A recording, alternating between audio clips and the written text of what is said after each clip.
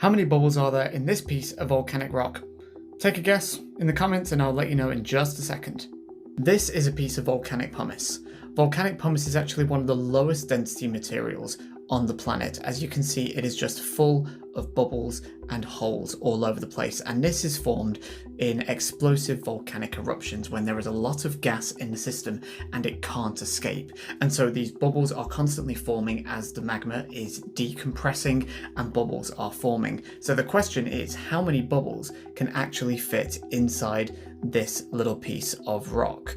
And I am curious to see what you all think. As you can see, some of these bubbles are pretty big. They're millimeters in size, potentially a little bit smaller than that. And if you kind of look at the end,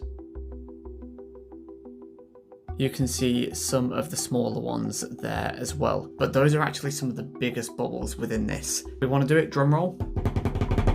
The number of bubbles in this piece of volcanic rock is somewhere on the order of about 10 to 30 billion. Now, I've done research on rocks from this eruption. Now, during very explosive eruptions, when magma comes to the surface very quickly, it very rapidly decompresses from high pressure to low pressure. And what this does, rather than getting the bubbles to grow, is it causes the formation of many, many small bubbles. And so what that means is the average bubble size within rocks of this size is probably around 10 to 50 microns. That is around the width of a human hair. And because of that, you can fit billions of bubbles within this one single piece. In fact, this piece of rock here, which can roughly fit within the size of my hand, probably has 10 to 50 billion bubbles within this one small piece. This tiny piece of rock potentially has more bubbles in it than we have humans on the planet. Now, the question you might be asking is, well, how can you possibly know that? Have you counted them all by hand?